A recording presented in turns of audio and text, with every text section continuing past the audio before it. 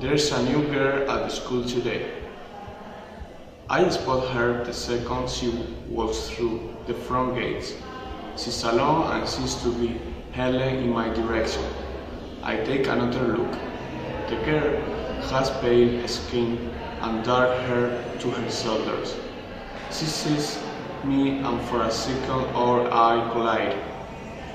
Hers are amazing, so light they could pass as grey, with just the simplest hint of green. They remind me of a box. I can look away. She comes right up to where I'm sitting on a bench. You're a Siki, aren't you? Her words are so direct, they stun me. I get defensive quickly, maybe. Who wants to know? My name's Erin, but I don't have time for small talk. I need your service. I can't believe her abruptness. Most people wouldn't dream of betraying my paranormal ability. In fact, they tend to stay well away, just in case I perform some sports of hocus pocus of them. That's why I sit alone most of the time. They're scared, but not this girl. My services are not for sale. I don't have money anyway. I just need for help. For some reasons I found myself intrigued. I could be her strange eyes. I'm not sure. It could be the sadness I said inside them. Deep inside tell my wife I still help you, because there's nobody else. What do you want me to do? Find my brother. He's the only one left that's still missing. This is getting weird. That are you talking about? My brother is lost. Is the forest that spread west of Giaben.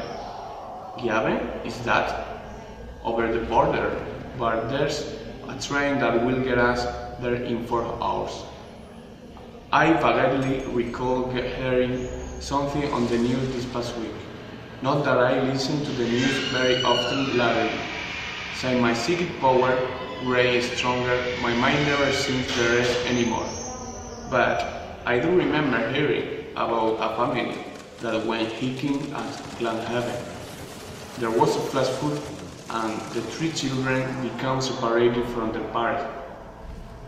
One of the children was found on the first day, but apparently one is still missing. How old is he? So froze.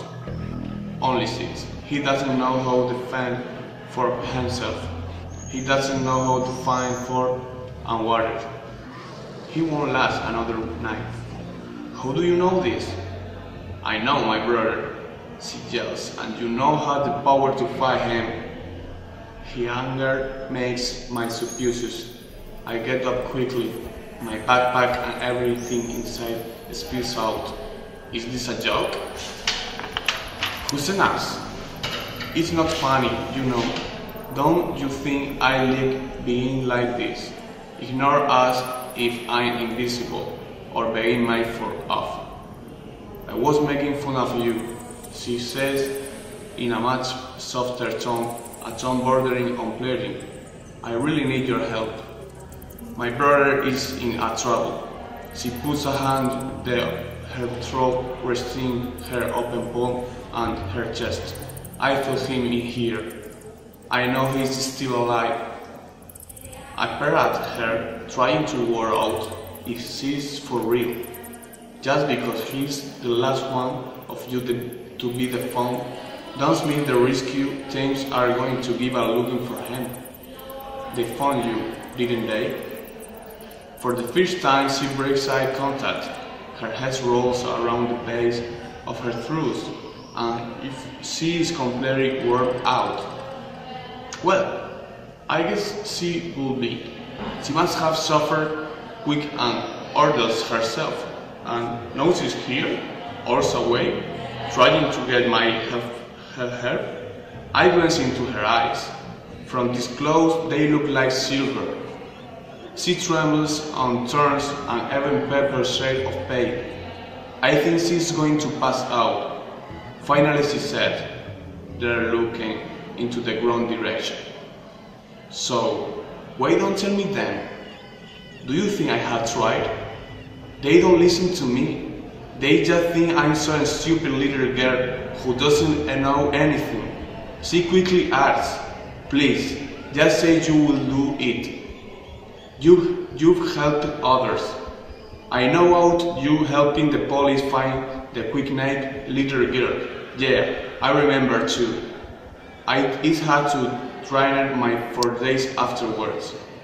The publicity surrounding the event catapulted my learner status. Will you help me, Luke?"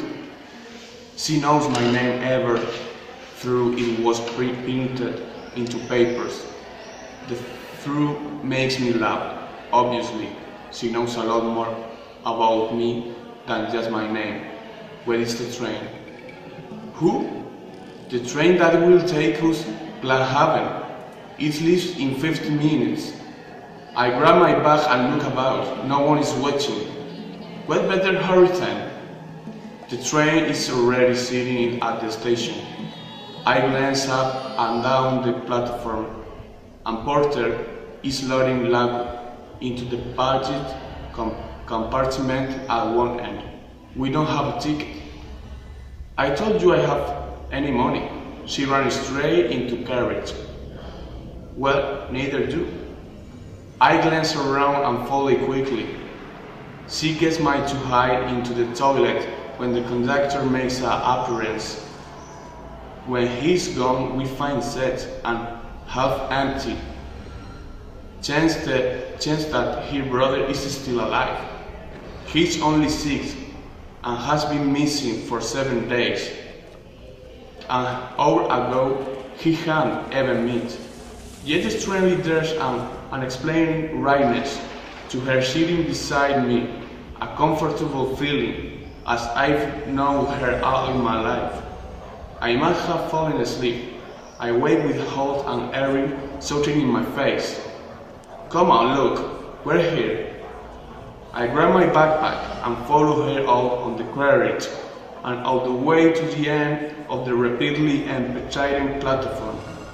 There she just down on the tracks. "Hey, what are you doing? Come on." A helicopter overhead flies in the northerly direction. I stare at the for a minute. There where the rescue teams are searching, but Erin is adapted on going west. I jump down behind her. I haven't come all this way to back out now. She crossed the track without even looking. More carefully, I follow. From there, we hike down a path that leads us right into the base of the valley. We come to a creek with a bridge over the top. We cross it and find ourselves immersed in dense forest. I follow Erin and the path. We keep walking into terrific forest, and the time passes quickly. My stomach grows. "Hey, I call out, where's Mint?" She spins round. We're walking for age. Let me get an apple out of my lunchbox. She grunts and rolls her eyes, but it's going to get dark soon. Her voice sounds panicked. She starts off into the thick forest surrounding us. Just as I found my apple, I heard her say softly, "Tyler is scared of the dog. I think she's going to cry." Not quite sure what to do. I thrust my hand out, offering her the apple. "I don't know how you can think of food." She snaps, taking off. We keep going, wading through miles and thick forest growth, and with the edge steep, it becomes darker. Spiders start wearing webs between branches. A possum gives a squeal as it clambers up a tree to my right. I glance around with a sinking feeling quickening into my stomach, as I realize exactly where I am in the middle of thick forest as night is starting to descend. "Hey!" She turns. "What's wrong now?" I cross my arms over the chest. "Okay, firstly, I know the habit of taking a bus to school, so I am assuming you know the way out of her. And secondly, I didn't bring a torch. And well, you didn't bring anything. Not even water. Didn't you learn a thing from your recent experience? Tears spring to her eyes. Oh no, this is all I need. But there's one more point I want to bring up. My mother's got to be worried like hell by now. I'm sorry, she mumbles, glaring at her feet. I swear we're nearly there. She looks up and stares straight into my eyes. Don't bother on my own look. As I could with those sad eyes looking at me. Okay, but when I searched for that little girl, I had her clothing in my hand. I even had a recently loose took to her mother had kept for the tooth fairy. From around her neck, earring and hooks a chain. He held it out to my arm. I opened my hand to take it. On the end of the chain is a gold cross with a sparkling stone in its center. It's mine, she said. But where brother and sister so tells me we're Lincoln, right? I nod, and she adds, when Tyler was little, he used to reach up and play with it. He loved to glisten in crystal. He called it a star. My fingers fall around the chain and cross and consequently think of Tyler. In seconds, my hand fills with a sense of him. He's in pain and keeps drifting in and out of consequently. He's also afraid, very afraid. I open my eyes. Erin was right all along. He's in the area somewhere. He's not far. He smiled and her eyes practically rolled. You'll find him home. I restore her. I take my leg, firmly holding on the cross and chain. Erin follows. We lap over a shallow creek, winding our way up a receding embankment. The ground rapidly becomes moist, and we have to be careful not to slip. It takes age, but finally I get an overwhelming sense that Tyler is very close. His fear is seeping through every nerve in my body. He needs to start to throw an age. What it is? Erin calls out. Is something wrong with Tyler? I take the chain and cross and thread the hand through it, wrapping the chains twice around my wrist.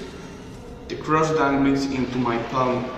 It's my link to Tyler, and I don't want to lose it. I start research again, positive to boy is nervy. I clasp my right palm over the cross up and press my two hands together and think of Tyler. Sensation of his nurses fill my head. So strong I have to close my eyes and force myself to breathe slowly. Look, what's wrong? I open my eyes and see him leaning up against the base of large tree. His eyes are closed and his chest is hardly moving, but I know he's still alive. I run over. The first thing that hits me is his side. He's too small, huddled up against the tree. One leg curled up, the other straight. It's then I notice the twisted angle in his bones. Straight away I throw my backpack down, diving inside for my roller and anything else that could make a splint. Erin squats beside me. Tears are pouring down her face. Obviously, there's a relief. She knows her brother is going to be safe. I can have a quick look around. It's so dark now. How on earth are we going to find our way out of here? I'll show you the way, Erin says softly. I look up and she slows deeply in the throat. Water, she mumbles. I lift my bottle off and after it to her. She shakes her head. for him. I take the bottle to Tyler's mouth and trickle some water across his sleeve. He stirs and sips slowly. I warm. His eyes flutter open briefly and he sips again. We're drifting off into unconscious. I look across at Erin. He's going to be all right. She nods but appears unable to speak. I finish to makeshift. Explain and careful, lift the boy into my arms. A fragment of the moon breaks through the canopy above, in order to see the boy more clearly. He was scratched and big marks all over his exposed skin. He's been through a nasty ordeal, but soon he'll be back with his parents. The whole family will be together again. I should be happy at the throat, but I can swallow this airy feeling of noon. I put the sensation down to begin tired and hungry. Are you right, Luke? Erin asked. I nod and she starts to lead the way out. She seems to know where she's going and well, I don't. She asked, so I follow, trusting her. So has been grown so far. After a while, my arms grow weary and numb. I make her stop 3 or 4 times to give, then arrest and get rid of the pins and needles to keep plugging me. After a couple of hours, I move Tyler's body to my right shoulder. He's still out cold, but I can feel his leather hair beating. The skin of his face wears my neck. The forest starts to thin out. Our right lies we're back into valley. Light from a full moon makes the way much clearer. The bridge looms into sight, welcoming us like a doorway to paradise. And on the other side, lights come into focus, and I hear noise unlike anything I've been listening to these last few hours in the forest. I soon realize the noises are human sounds, people taking or busting about. The lights become stronger. I get a second wind at the sight of them. I must be the railway station, but as we draw nearer, I start wondering why the station is so brightly lit. Spotlights are everywhere. Some lights are even moving through the buses toward us. Someone calls out, and soon the sounds of tapping footsteps draw close. A man in bridges over runs over. Are you looking at the station? I nod my mouth to try to force words. He takes Tyler from my arms carefully.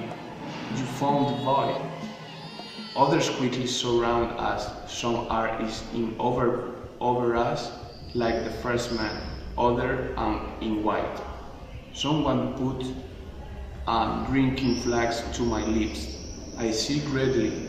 Take it easy, says a man who has suffered for a few days. How did you know? He shakes his head. Don't answer. I heard about you. You are scared your mother have to come home from school today. How did she know I was here? When she found out you had turned up for any classes, she went checking at your local bus stop and railway station. Someone recognized your photograph and told her that saw you boarding a train. Head out this way. She guessed you might be here trying to help. His head shaking again. She's over at the searching and rescue base we've had set up for the Wilson family this past week. We'll let her know right away that you are okay. We get to the station and someone throws a blanket around my shoulders. What about the boy? I ask. The man with the blanket points the ambulance with its back doors wide open. An ambulance officer comes over to check me out. The boy? I asked her. Is he alright? He's dehydrated. He's a broken leg and somewhere nasty infected, scratches. We're getting some fluids into him now. Then he's off to the hospital for further treatment. But I think he's going to be fine. It's a miracle he survived, that's for sure. It's as if someone has been looking after him. Yeah, of course, I said. If only you listened to her in the first place, you could have found Tyler sooner. The ambulance officer peers at me with narrow eyes. What are you talking about? His sister Erin. Around my everyone goes quiet and strangely still. When did you see Erin? I almost groaned out aloud. Are these people dense or something?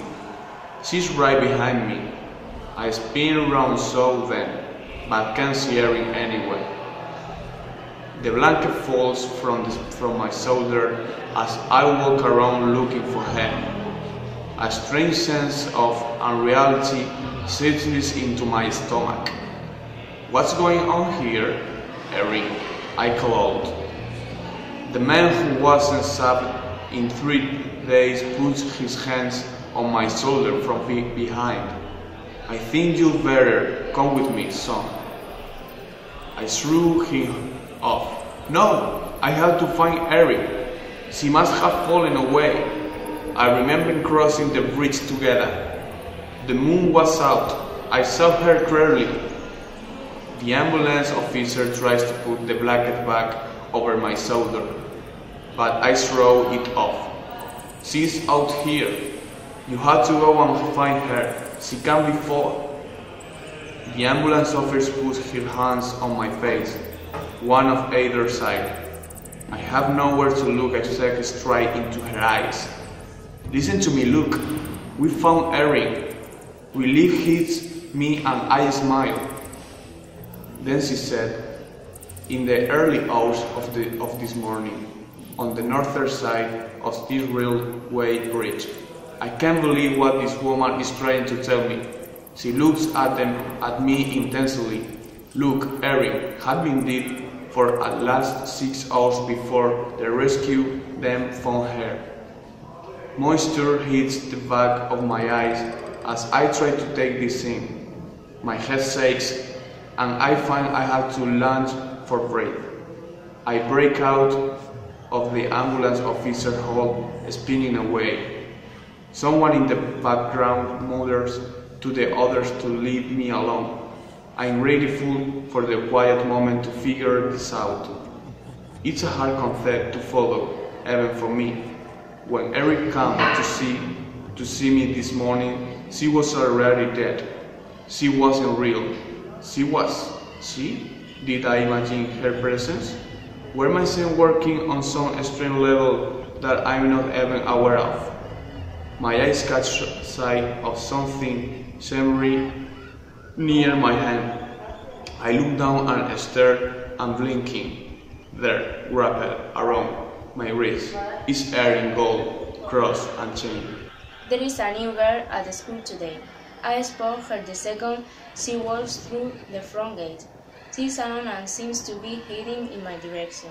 I take another look. The girl has pale skin and dark hair to her shoulders. She sees me and for a second our air color.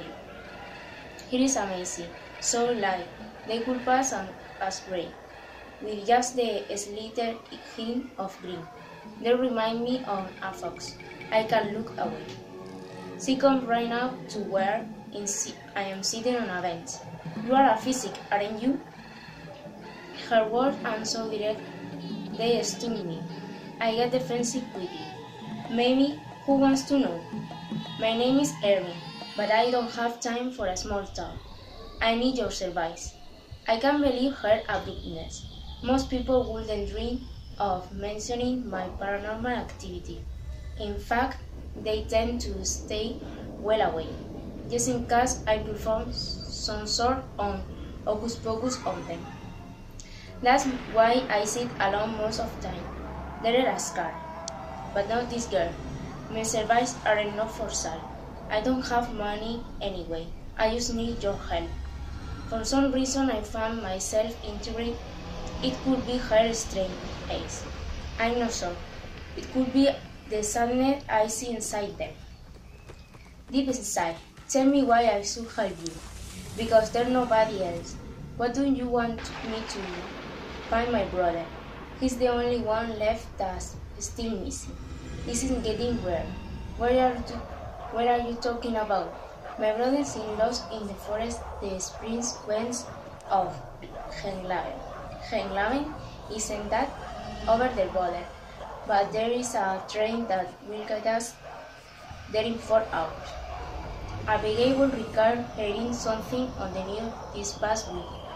Now that I listen to the news very often lately, since my physical power grew strong, my mind never seemed to rest anymore. But I don't remember hearing about a family that went hiking on Glenhaven. There was a flash flood, and the 3 children became separated from their parents. One of the children was found on the first day, but apparently one is still missing. How old is he? She from only 6. She doesn't know how to fend for himself. He doesn't know how to find food or water. He won't last another night. How do you know this? I know my brother. She yells. You have the power to find him. The anger makes my suspicious. I get up quickly. My backpack and everything inside spinning up. Is this a joke? Who sent you? It's not funny, you know. Do you think I like being like this? Ignored as if I'm invisible or being made fun of. I wasn't making fun of you, she says in a much softer tone, a tone bordering on pleading. I really need your help. My brother seems in trouble. She puts a hand to her throat, resting her open palm of the chest. I feel him in here. I know he's still alive. I peer on her, trying to work out if she's for real. Just because he's the last one of you to be found doesn't mean the rescue team are going to give up looking for him. They found you, didn't they? For the first time, she breaks eye contact. Her head rolls around the base of her throat as if she is completely worn out. Well, I guess she would be. She must have suffered quite and ordered herself. I know she's her, out away, trying to get me to help her. I glance into her eyes. From this close, they look like silver. She trembled and threw an even paler shade of pale. I think she's going to pass out. Finally, she said, they're looking in the wrong direction. So why do you tell me them? Do you think I haven't tried? They won't listen to me. They just think I'm some stupid little girl who doesn't know anything. She quickly asked, please, you say you'll do it. You've helped others. I know about you helping the police find that kidnapped little girl. Yeah, I remember you. It had drained me for days afterward. The publicity surrounding the event captured my loner status. Will you help me? Look. She knows my name even thought it wasn't printed in the papers.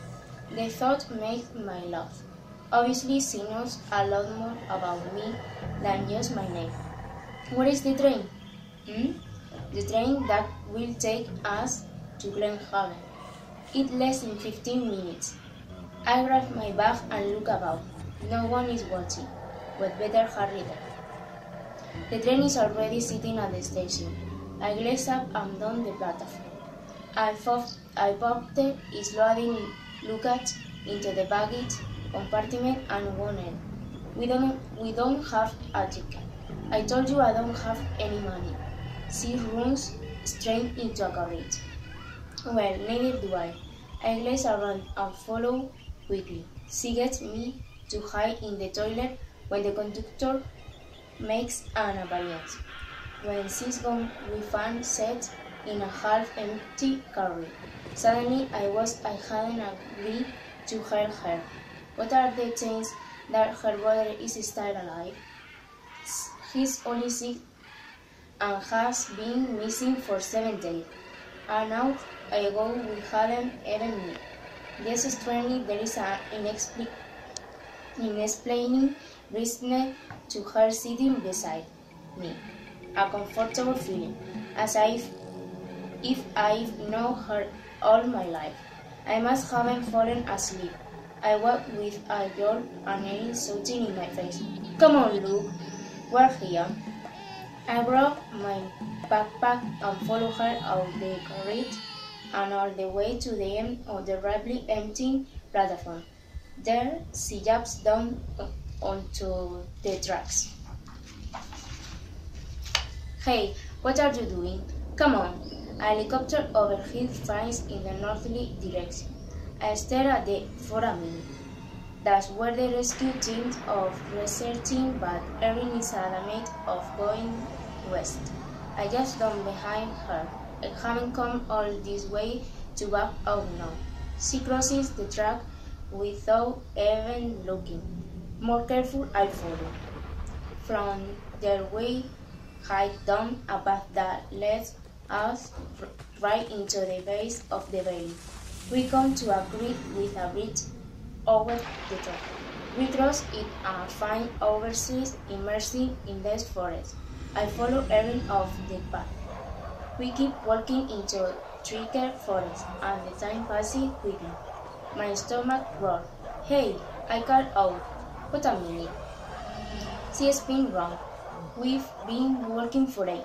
Let me get an apple out of my lunchbox.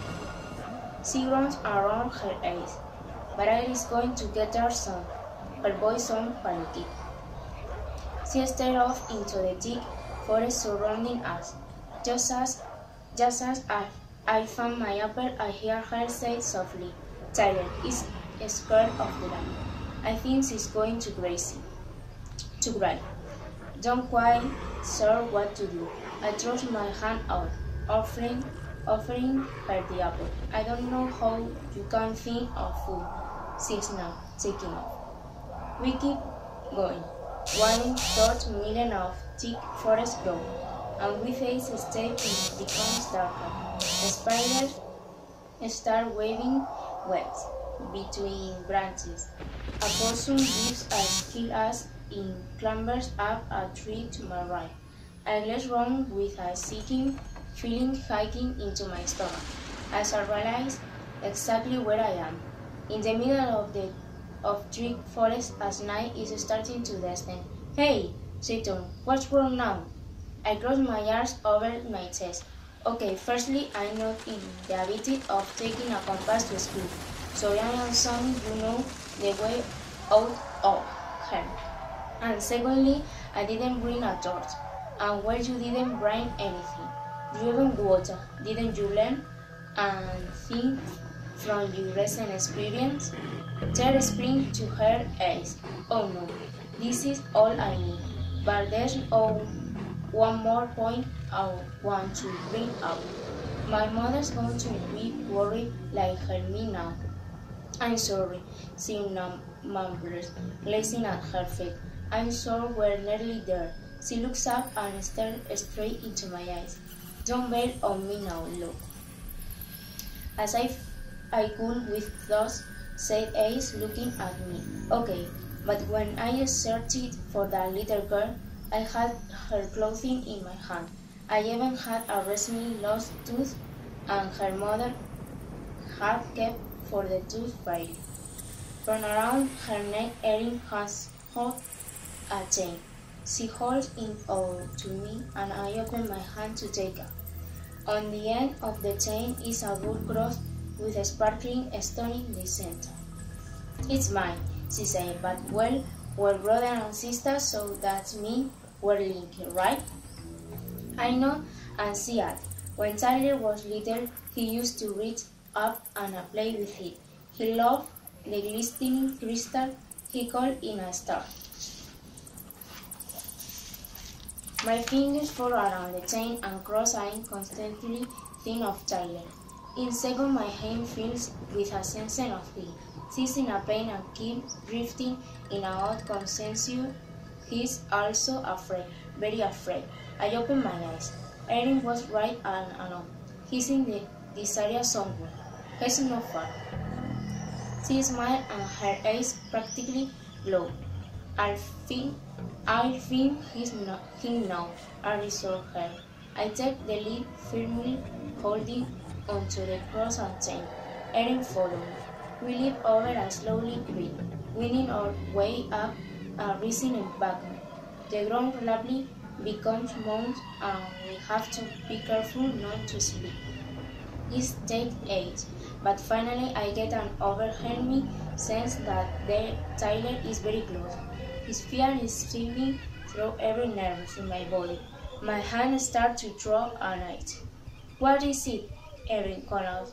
If something wrong with Tyler, I take the chain and cross and threw my hand through it, wrapping the chain trees around my wrist.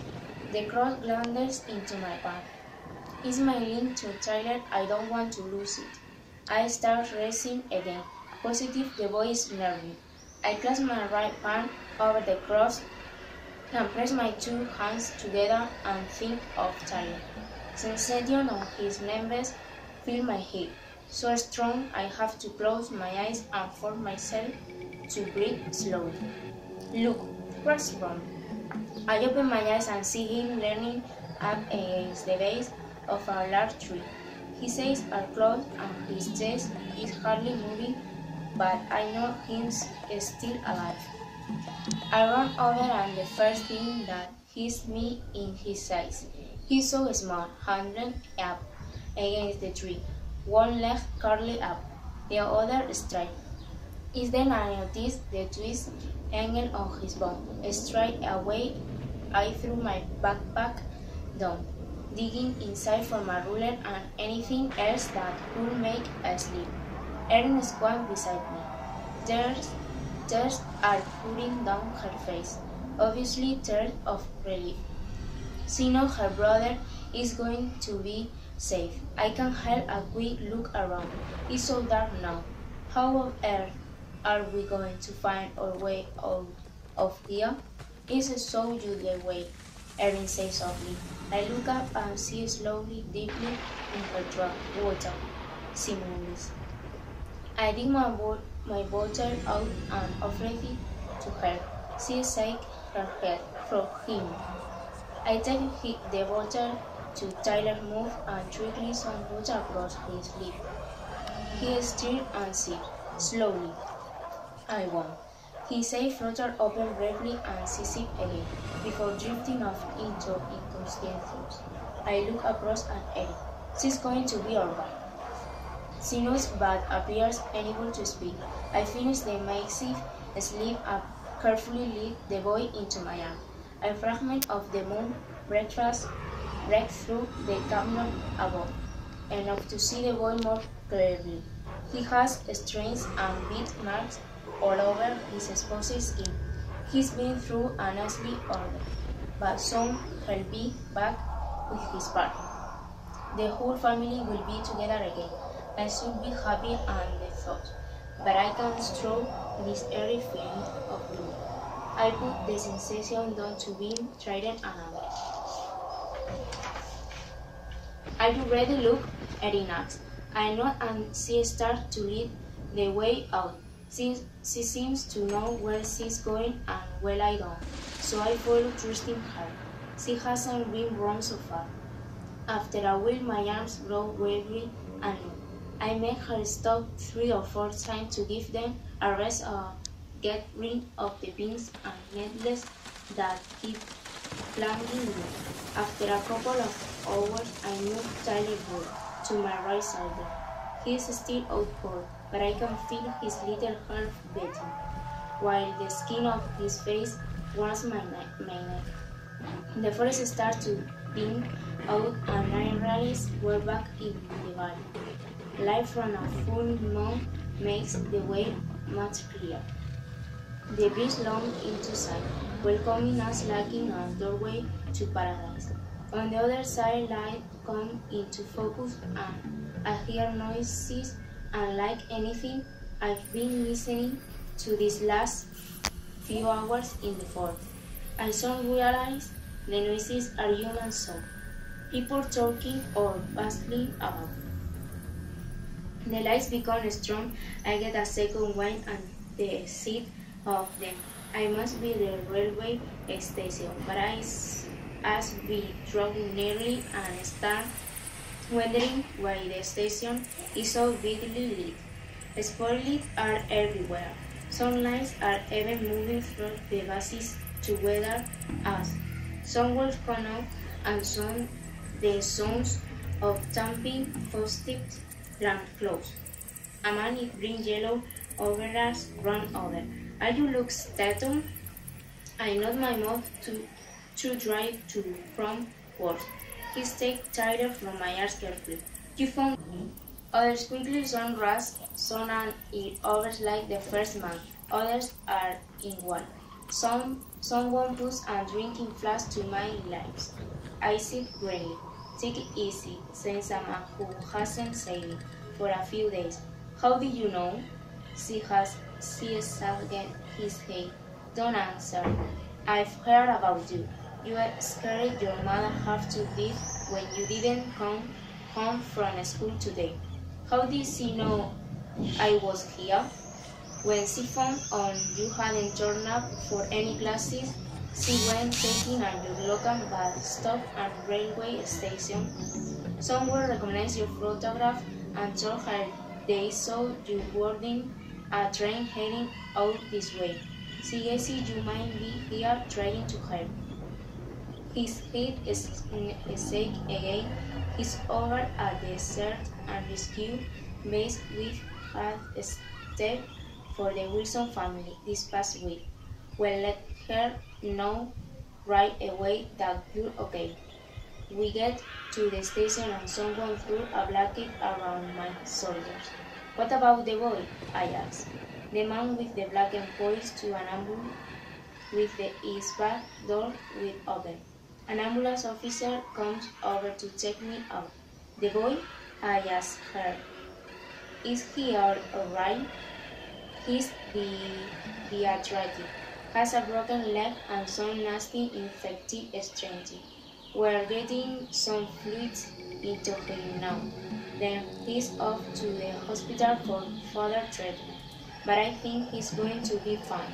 In a miracle, he survives, that for sure. It's if someone has been looking after him. Yeah, of course, I see. If only you'd listened to her in the first place, you could have found Tyler Snow. The ambulance officer peers at me with narrow eyes. What are you talking about? His sister Erin. Arima, everyone goes quiet and strongly asleep. When did you see Erin? I almost grown of long. Are these people dense or something? She's right behind me. I spin round to show them, but I can't Erin anywhere.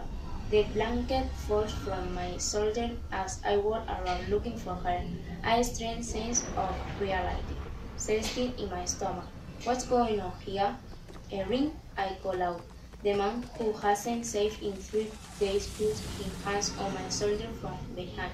I think you'd better come with me, son. I soon hit off. No, I have to find Erin. She must have fallen away. I remember crossing the bridge together. The moon was out. I saw her clearly. The ambulance officer tried to put the blanket back over my shoulders, but I threw it off. She's out there. You have to go and find her. She can't be far. The ambulance officer put her hands on my face on either side. I have nowhere to look except straight into her eyes. Listen to me, Luke. We found Erin. Relief hits me and I smile. Then she says, in the early hours of this morning, one on the northern side of the railway bridge. I can't believe what this woman is trying to tell me. She looked at me intensely. Look, Erin had never did for at least 6 hours before the rescue team found her. Monstrous hit the back of my eyes and I try to take this in. My head snakes and I find I have to look for breath. I break out of the ambulance officer hall, spinning away. Someone in the breath home mattered to the other to leave my alarm. I'm grateful for the quiet moment to find peace out. It's a hard concept to follow, even for me. When Erin came to see me this morning, she was already dead. She wasn't real. She was she? Did I imagine her presence? Were my sense working on some strange level that I'm not even aware of? My eyes caught scenes of something smiling near my heart. I looked down and stared and blinking. They're breaking around my wrist. It's setting cross and chain. There is a new girl at the school today. I spot her the second she walks through the front gate. She is alone and seems to be headed in my direction. I take another look. The girl has pale skin and dark hair to her shoulders. She sees me and for a second our eyes collide. Hair's amazing, so light they could pass as a grey, with just the slightest hint of green. They remind me of a fox. I can look away. She comes right up to where I'm sitting on a bench. "You're sick, aren't you?" Her words are so directed they stun me. I get defensive quickly. Maybe. Who wants to know? My name is Erin, but I don't have time for small talk. I need your service. I can't believe her abruptness. Most people wouldn't dream of mentioning my paranormal ability. In fact, they tend to stay well away, just in case I perform some sort of hocus pocus on them. That's why I sit alone most of the time. They are scared. But not this girl. My services are not for sale. I don't have money anyway. I just needed your help. For some reason, I find myself intrigued. It could be her strange eyes. I'm not sure. It could be the sadness I see inside them. Deep inside. Tell me why I should help you. Because there's nobody else. What do you want me to do? Find my brother. He's the only one left that is still missing. This is getting weird. What are you talking about? My brother is lost in the forest that spread west of Glenhaven. Glenhaven? Isn't that over the border? But there's a train that will get us there in 4 hours. I vaguely recall hearing sometime on the news this past week. Not that I listen to the news very often lately. Since my physical power grew stronger, my mind never seemed to rest anymore. But I don't remember hearing about a family that went hiking at Glenhaven. There was a flash flood at the 3 children because separated from their parents. One of the children was found on the first day, but apparently one is still missing. How old is he? She frowns. Only 6. He doesn't know how to fend for himself. He doesn't know how to find food or water. He won't last another night. How do you know this? I know my brother, she yells. And you have the power to find him. Her anger makes me suspicious. I get up quickly. My backpack and everything inside spill out. Is this a joke? Who sent you? It's not funny, you know. Do you think I like being like this? Ignored as if I'm invisible or being made fun of? I was making fun of you, she says in a much softer tone, a tone bordering on pleading. I really need your help. My brother is in trouble. She put a hand to her throat, resting her open palm on her chest. I feel him in here. I know he's still alive. I peer at her. trying to work out if she is for real. Just because he is the last one of you to be found doesn't mean the rescue teams are going to give on looking for him. They found you, didn't they? For the first time, she breaks eye contact. Her head rolls around the base of her throat as if she is completely worn out. Well, I guess she will be. She must have suffered quite an ordeal herself. And now she's here, hours away, trying to get me to help her. I glance into her eyes. From this close they look like silver. She trembles and turns an even paler shade of pale. I think she is going to pass out. Finally, she says, "They are looking in the wrong direction. So, why don't you tell them? Do you think I haven't tried? They won't listen to me. They just think I'm some stupid little girl who doesn't know anything," she quickly adds. "Please, just say you will do it. You will help others. I know about you helping the police find that kidnapped little girl." Yeah, I remember too. It had draining me for days afterwards. The publicity surrounding the event catapulted my loan status. "Would you help me, Luke?" She knew my name, even though I was printed in the paper. The thought makes me laugh. Obviously, she knows a lot more about me than just my name. When is this train? Huh? The train that will take us to Glenhaven. It leaves in 15 minutes. I grab my bag and look about. No one is watching. We'd better hurry then. The train is already setting off the station. I glance up and down the platform. A porter is loading luggage into the baggage compartment at one end. "We don't have a ticket." "I told you don't have any money." She runs straight in the carriage. "Well, neither do I." I glance around and follow quickly. She gets me to hide in the toilet when the conductor makes an appearance. When he is going, we find seats in a half-empty carriage. Suddenly, I wish I hadn't agreed to help her. What a chance that her brother is still alive. He is only 6 and has been missing for 7 days. An hour ago, we haven't even met.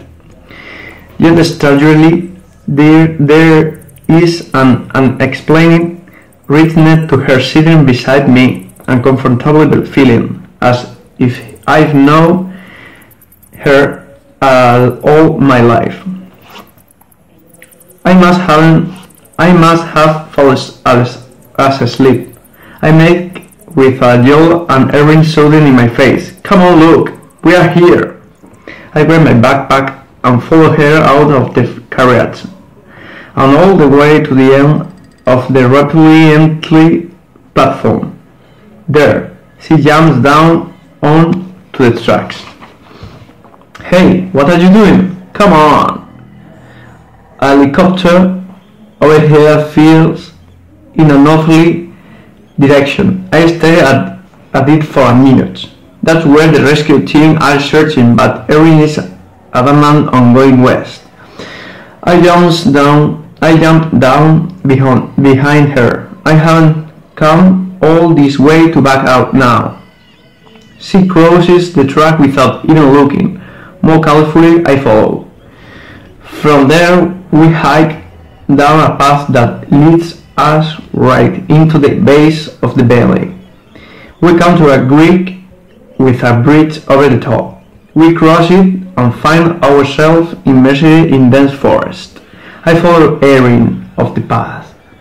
We keep walking into thicker forest and the time passes quickly. My stomach growls. "Hey, I can look. Wait a minute." She spins around. We have been walking for ages. Let me get an apple out of my lunchbox. She growls and rolls her eyes. But it's going to get dark soon. Her voice sounds panicked. She started off into the thick forest surrounding us. Just as I found my apple, I heard her softly. Tyler is scared of the dark. I think she's going to cry. Not quite sure what to do. I thrust my hand off, offering her the apple. I don't know how you can think of food, she snapped, taking off. We keep going, wading through miles of thick forest growth, and with each step it becomes darkness. Spiders start weaving webs between branches. A possum gives a squeal as it clambers up the tree to me right. I glance around with a sinking feeling kinking into my stomach, and I realize exactly where I am, in the middle of thick forest as night is starting to descend. Hey! She turns. What's wrong now? I cross my arms over my chest. Okay, firstly, I'm not the habit of taking a compass to school, so I'm assuming you know the way out of there. And secondly, I didn't break a torch. And well, you didn't break anything. Don't even work water. Didn't you learn a thing from your recent experience? Tears spring to her eyes. Oh no, this is all I need. But there is one more point I want to bring up. My brother's got to be worried like hell by now. I'm sorry. She mumbles, glancing at her feet. I swear we are nearly there. She looks up and stares straight into my eyes. Don't bail on me now, look. As if I could, with those sad eyes looking at me. Okay, but when I searched for that little girl, I had the hair closing in my hand. I even had a recently lost tooth that her mother had kept for the tooth fairy. From around her neck, a ring unhooks a chain. She holds it out to me, and I open my hand to take it. On the end of the chain is a gold cross with sparkling stones in its center. It's mine, she said. But, well, we are brother and sister, so that means we are linked, right? I nod and say that. When Tyler was little, he used to read it up and play with it. He loved the Glickstein crystal. He called it a star. My fingers fall around the chain and across, and I continuously think of Tyler. In a second, my head fills with a sense of him. He is in pain and keeps drifting in and out of consciousness. He also afraid, very afraid. I open my eyes. Erin was right along. He is in this area somewhere. He is not far. She smiles and her eyes practically glow. I will find him now, I reassure her. I take the lead, firmly holding on the cross and chain. Erin follows. We leap over a shallow creek, winding our way up a recent embankment. The ground rapidly becomes moist, and we have to be careful not to slip. It takes age, but finally I get a overwhelming sense that Tyler is very close. His fear is seeping through every nerve in my body. My head starts to throb and ask, What is it? Erin calls out. Is something wrong with Tyler? I take the chain and cross and thread my hand through it, wrapping the chain twice around my wrist. The cross daggers into my palm. It's my link to Tyler, and I don't want to lose it. It starts searching again, positive the boy is nervy. I clasp my right palm over the cross and press my two hands together and think of Tyler. Sensation of his nearness fill my head, so strong I have to close my eyes and force myself to breathe slowly. Look, what's wrong? I open my eyes and see him leaning up against the base of a large tree. His eyes are closed and his chest is hardly moving, but I know he's still alive. I run over and the first thing that hits me is his size. He is so small, handled up against the tree, one leg curled up, the other straight. It's then I notice the twist angle of his bones. Straight away I threw my backpack down, digging inside for my ruler and anything else that could make a splint. Erin squat beside me. Tears are pouring down her face, obviously tears of relief. She knows her brother is going to be safe. I can't help but quickly look around. It's so dark now. How on earth are we going to find our way out of there? I will show you the way, Erin said softly. I look up and see a swallow deeply in her throat. Waiter, she mumbles. I dig my bottle out of and offer it to her. She shakes her head. For him. I take the bottle to Tyler's mouth and trickles some water across his lips. He stirs and sips. Slowly, I warn. His eyes flutter open briefly, and he sips again, before drifting off into unconsciousness. I look across at Erin. He's going to be all right. She nods, but appears unable to speak. I finish the makeshift splint and carefully lift the boy into my arms. A fragment of the moon breaks through the canopy above, enough to see the boy more clearly. He has scratches and bite marks all over exposed skin.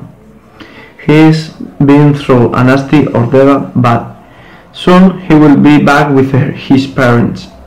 The whole family will be together again. He should be happy at the thought, but I can shrug this eerie feeling of gloom. I put the sensation down to being tired and hungry. Are you ready, Luke? Erin asked. I nod and she starts to lead the way out.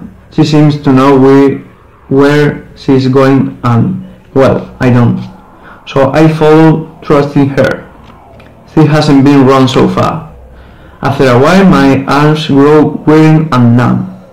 I make her stop 3 or 4 times to give them a rest and get rid of the pins and needles that keep plaguing me.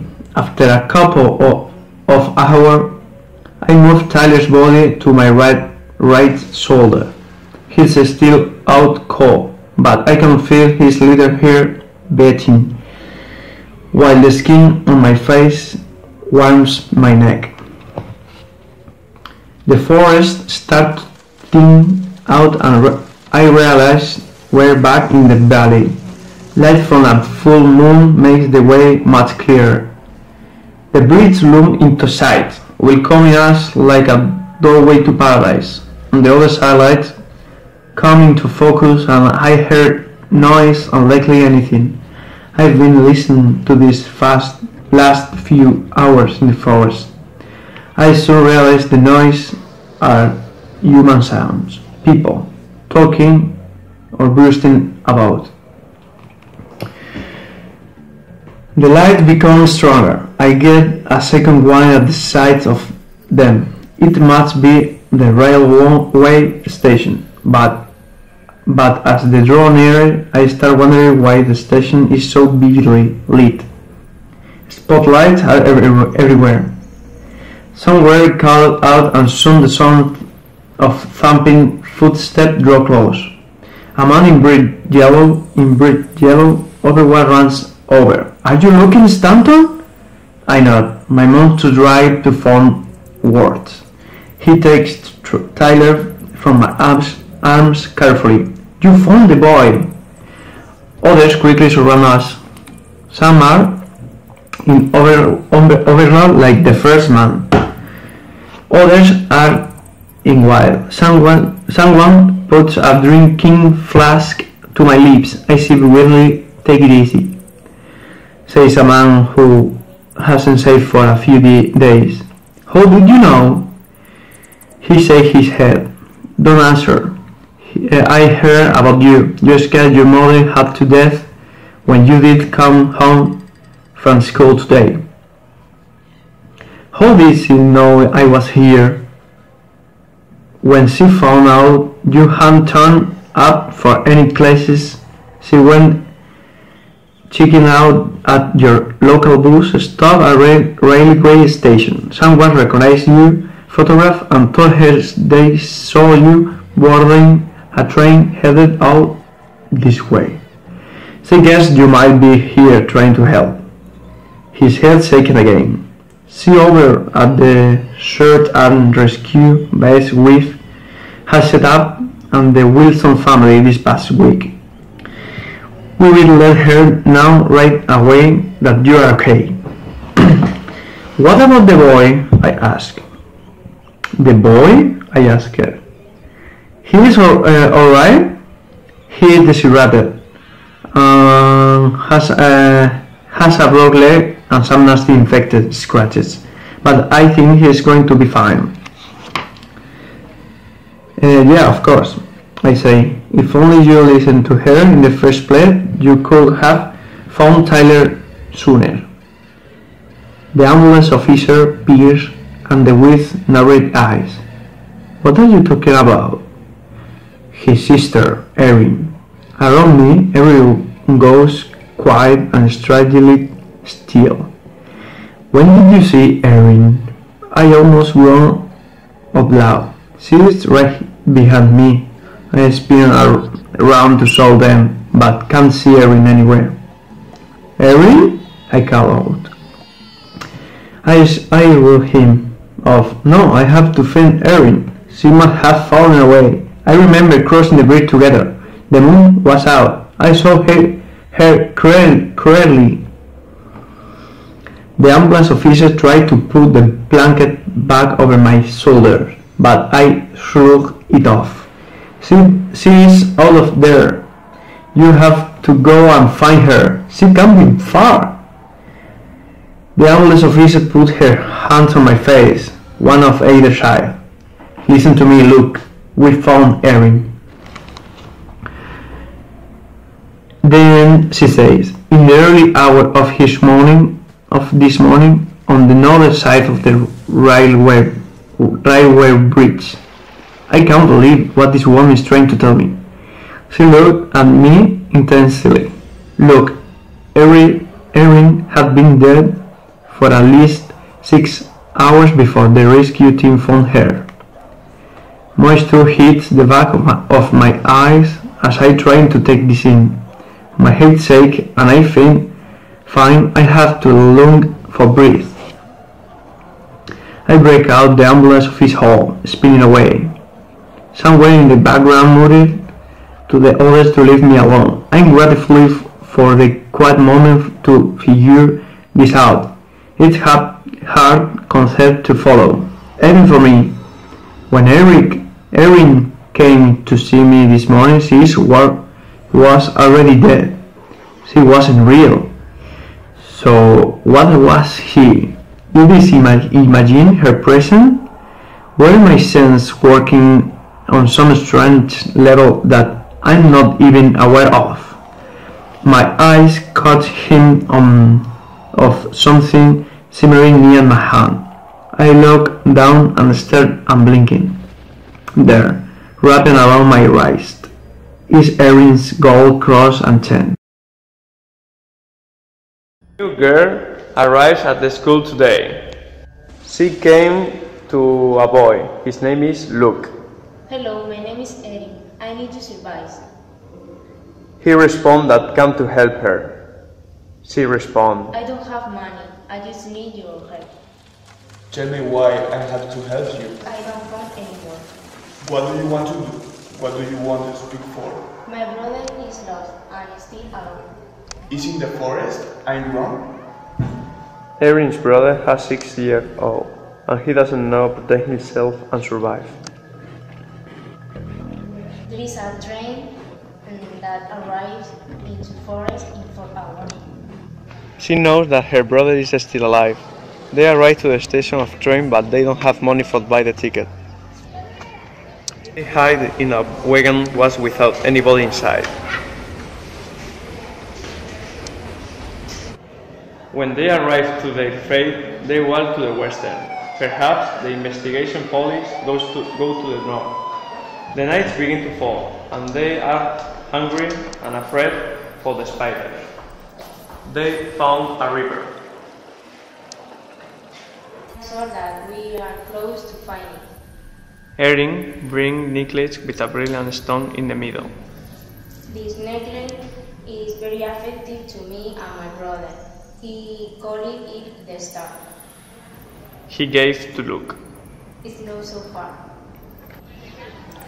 They rest for 3 or 4 times. They are hungry. And finally, they found Tyler. Hey Tyler! Oh my god! Luke got to Tyler seems to go out to place more liar. The family will back together, he thinks.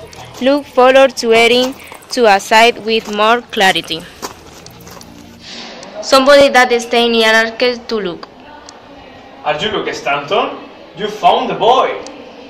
There are a lot of people. Your mother was found you. You don't back home after the school. I just follow her. To her. Everybody goes inside and stops looking at Luke. Luke found Erin with her eyes, but he doesn't find it. He must be near. He can't stay away. The ambulance officer tried to restore him. Listen to me, Luke. We have found Erin for 6 hours in the north side of rails this morning. She was dead this morning when nose to Luke. It's not real. He looked at his hand. Something is shining. It's what the necklace that gives Erin.